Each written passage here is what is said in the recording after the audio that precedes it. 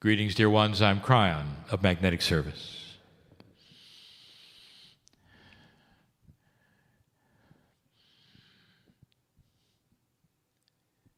It's a beautiful time. And if I told you that I know who is here, would you really understand that?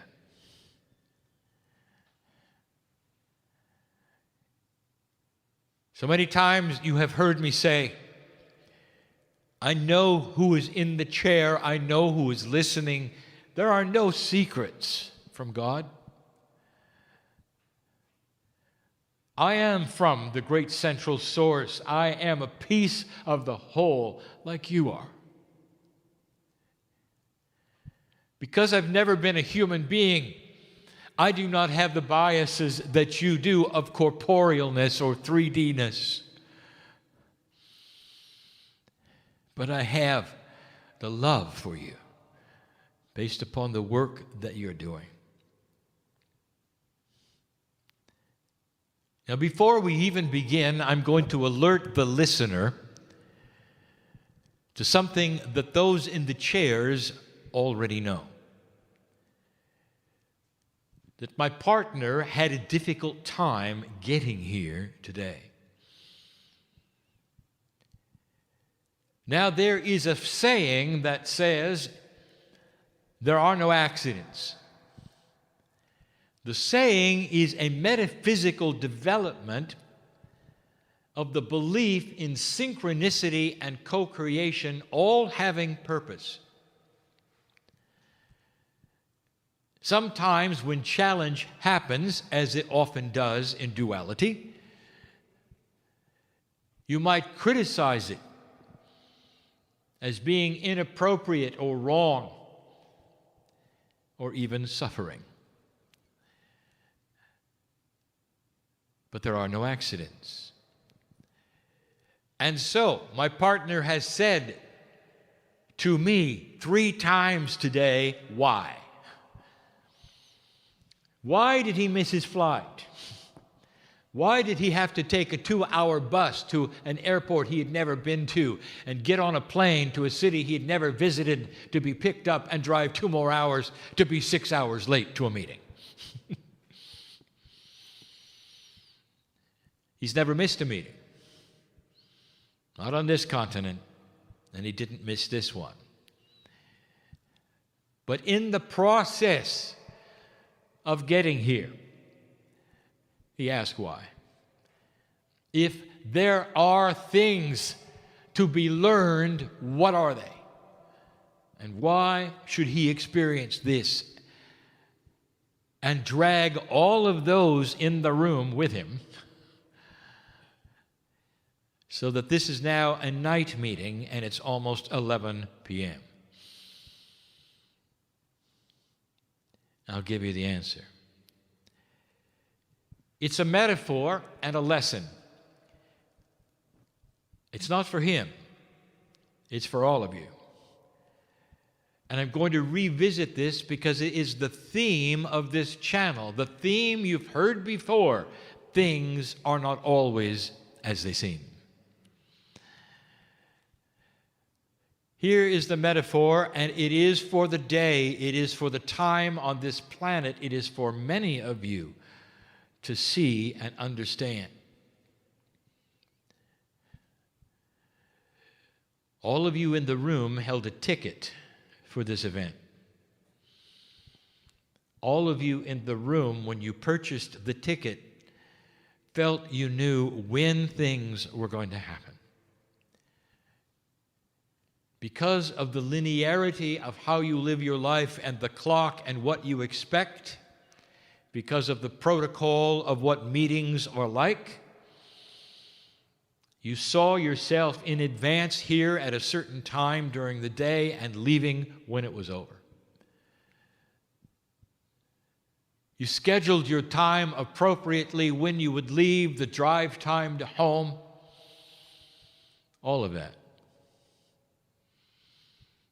And then suddenly it changed. How many of you were tempted to say, because it was not as expected, I'm not going. In this room, very few. But that's not the way it is in life. The start of this meeting happened after the time the other one was supposed to end. It wasn't just late, dear ones. It was over. And then it began. How many of you hold a ticket for something that you have been asking for a long time? You've paid your dues, dear ones. You got it in your hand, and then it didn't happen. I'm talking to a lot of you listening to me now, and both present and not present in this room.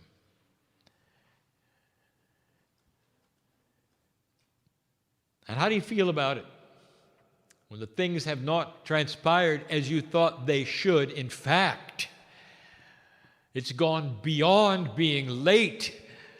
It looks like they're not going to happen. The healing that has been promised to you, the associations, the business, the reawakening, there are so many. I know who you are. And in linearity, you are disappointed. The things around you are not unfolding as you thought they would, as you were expected they would, all your life perhaps. You come to this point and there's a change. And you're sitting there by yourself holding the ticket. And you don't know why it's happened. And here's what I want to tell you for this instance. I want you to notice what this metaphor was today. You were asked to wait. And it didn't happen, and it didn't happen. You were asked to trust that it would, and it didn't happen. And then way after the fact, when it was even supposed to be over, there was still the chance it wouldn't happen. And then it did. For those in the room, in this tiny little metaphor, the entire meeting has now happened and you are at the end of it. And you can look backwards and you can say to yourself, I'm glad I didn't go home. You can say, I'm glad I waited through it. I had the ticket and I got what I came for. I want to make a statement to you that God loves you enough to honor the ticket. Maybe not in a time frame that you like or that you expect, but you wouldn't have the ticket if it weren't supposed to happen. Do not despair. These things are not always what you expect. Can you go the whole route? Could you wait even after the meeting was over to have what you expected? I'm going to get back to that. I want to review a little bit of history and fill in the cracks of the profundities of this shift on the planet that are happening. As I said last night, I have arrived in 1989, triggered by 1987 harmonic convergence.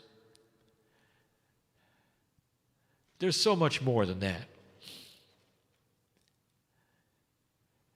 You began to change early, and we saw it. The harmonic convergence was a result of profound potential.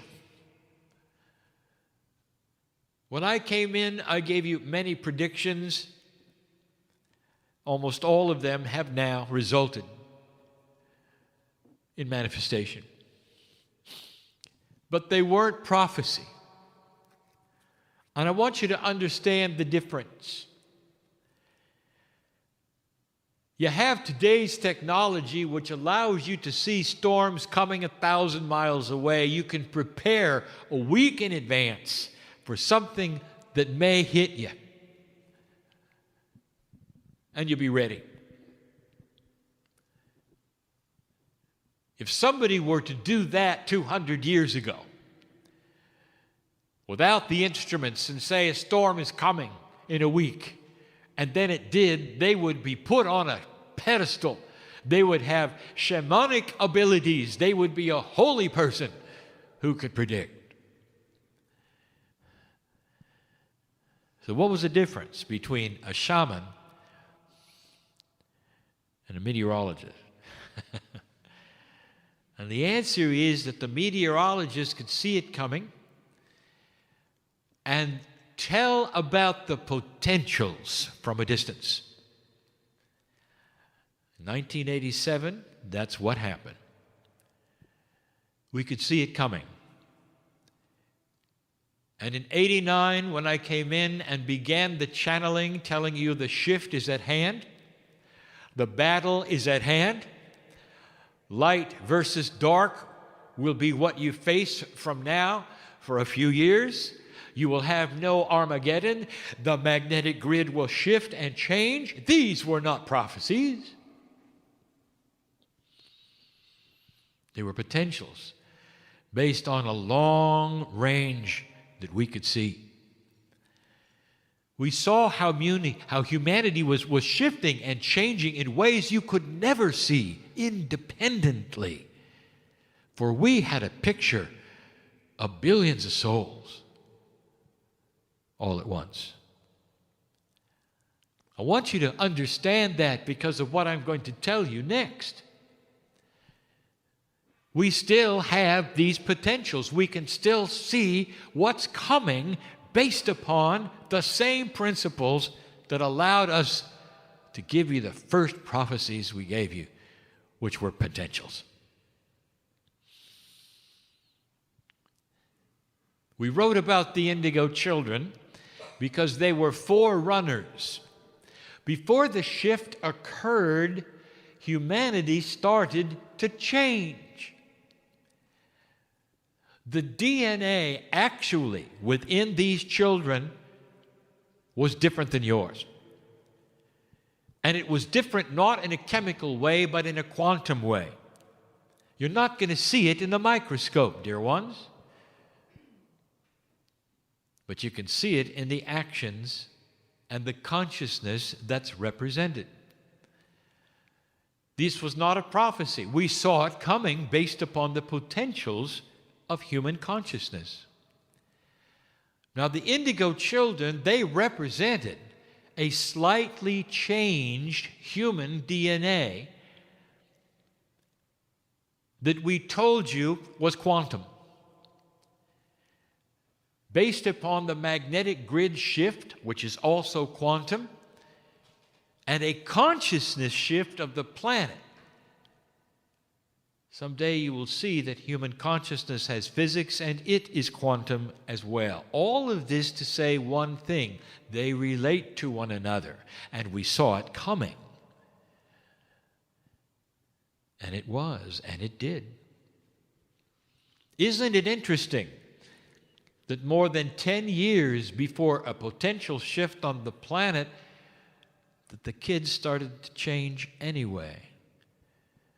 Before December 21st, the middle of the precession of the equinoxes, way before it, the beginning of the shift represented in the children of the planet began anyway. I want you to pay attention to this, because this is the way it works. There is an anticipation factor. It has begun already. There are those human beings whose DNA is working above 33%, and you're going to recognize them and see them clearly.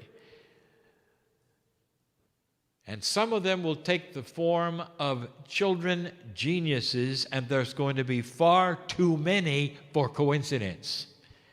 It's not a prediction, dear ones. It's a potential. One of the attributes of an increased DNA functionality is increased wisdom, increased intelligence, and the ability to see system resolution faster. Some of the indigo children already have that ability.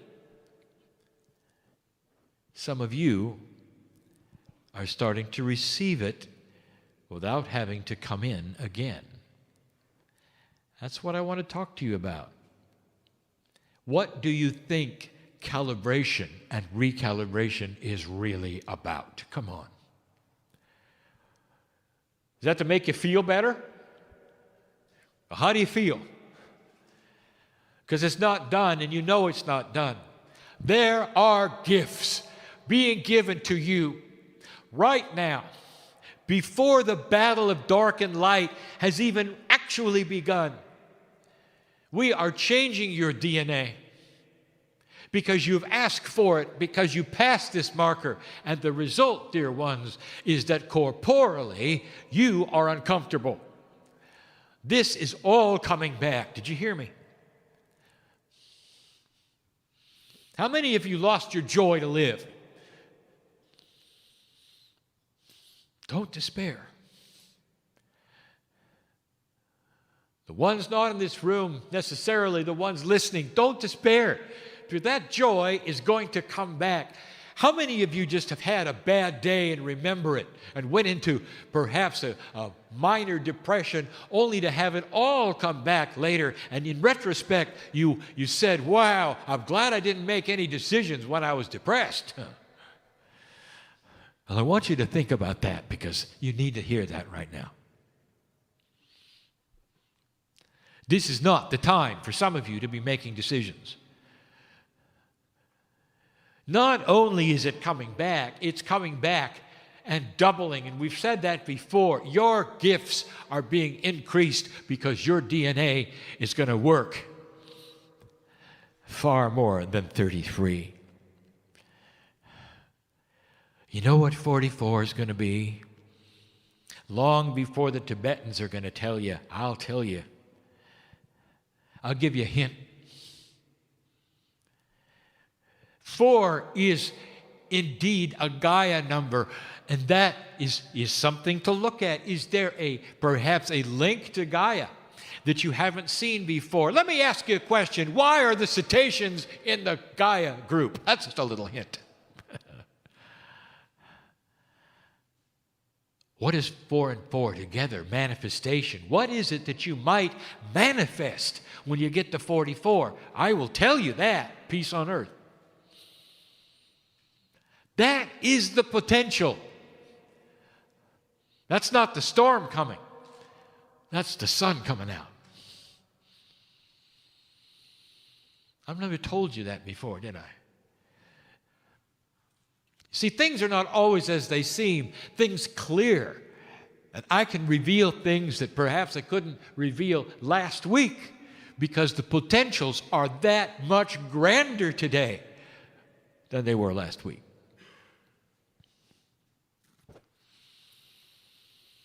You got a battle in front of you. And we talked about it last night. And the battle is of dark and light, and it's profound, and you're starting to see it on the planet. Now you see the faces, now you've given a name. Now you know how to fight it. Or do you? Or do you? My partner has mentioned to the crowds many times that it is time for good news on broadcast. That it has taken hold on what you have called the internet before. And that various videos go viral that are heartwarming and beautiful. Going viral, my partner says, means tens of millions of people see them over and over and tell their friends. They're heartwarming. They make you feel good. Stories of courage and heroicness, children doing things the rescue of animals, animals talking to humans, all manner of things. We told you that it's time for this to hit mainstream television. I give you a prediction.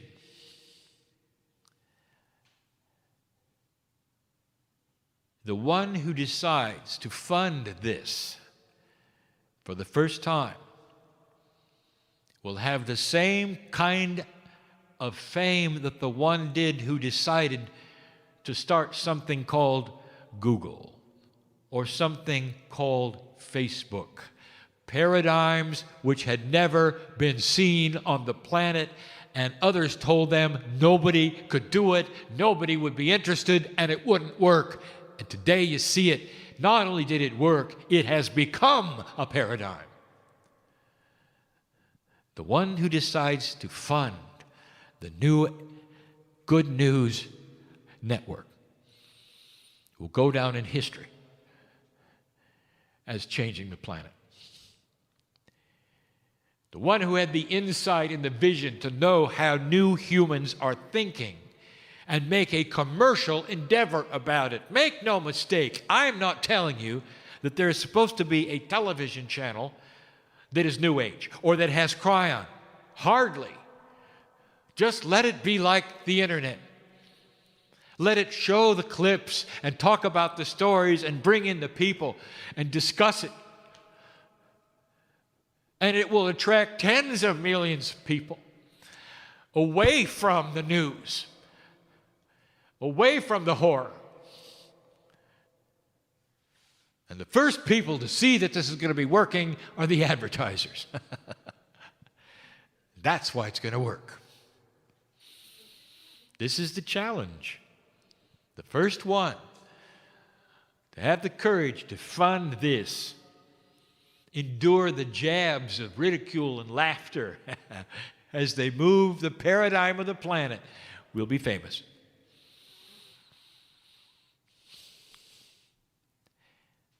There's someone listening right now, and they're saying something, and I want to repeat it. Now, somebody's listening now. I don't mean in the room. This is a hard concept for you, isn't it? That there's somebody in your future listening to this, and I know what they're going to say. Now, that is not prophecy, because I know who they are. And they will say, Kryon, this is ignorance and innocence, naivety. You've got this vast army building that is evil, that's given itself a name, that thinks nothing of murder on a grand scale. And you're going to fight it with videos of cute animals.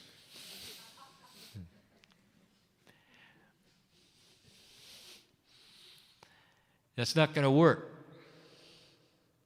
they'll say. And here's what I'm going to tell you. Oh, yes, it is. You don't know what I know. Things are not always as you think they're going to be or as they seem, because you don't know about the benevolence factor. You don't know how light can spread.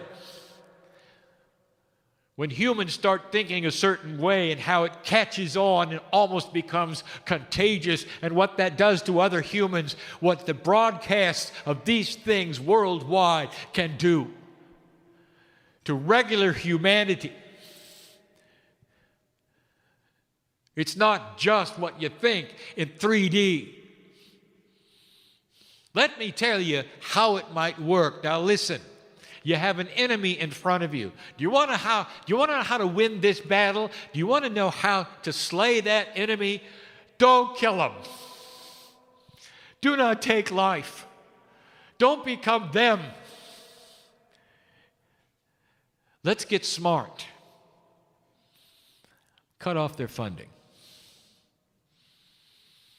And you say that's impossible. There are too many with too much money who will fund them.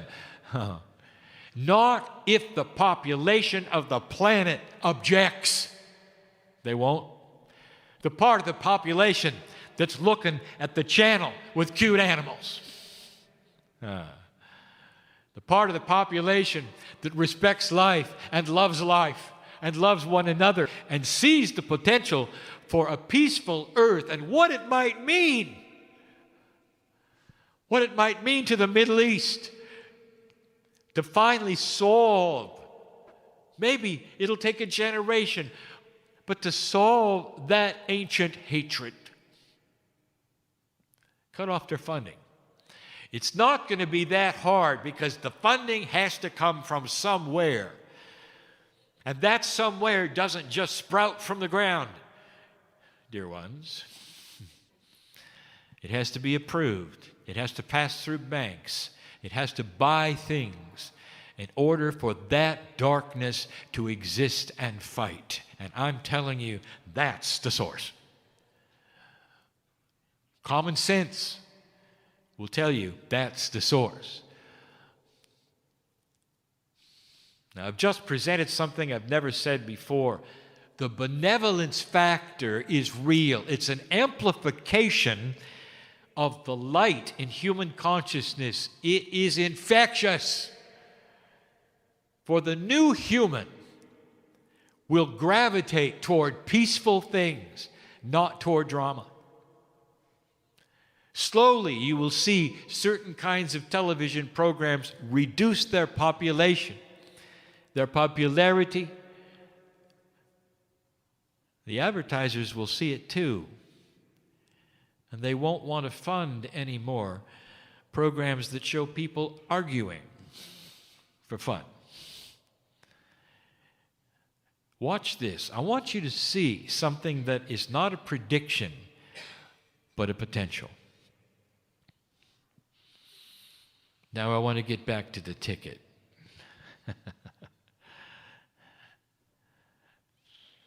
In 1987, you might say humanity purchased a ticket for a meeting. And the meeting would have a name: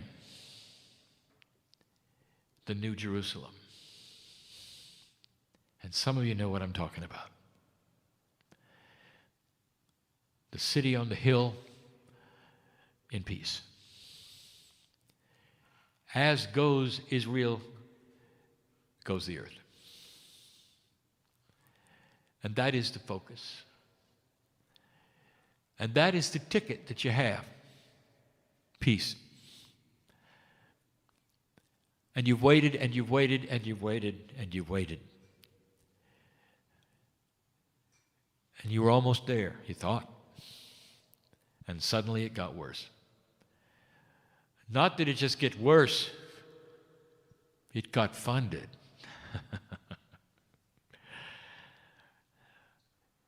They can't win, dear ones, because you got a ticket. How long is it worth waiting for? And what are you going to do? Are you just going to hold it in your hand?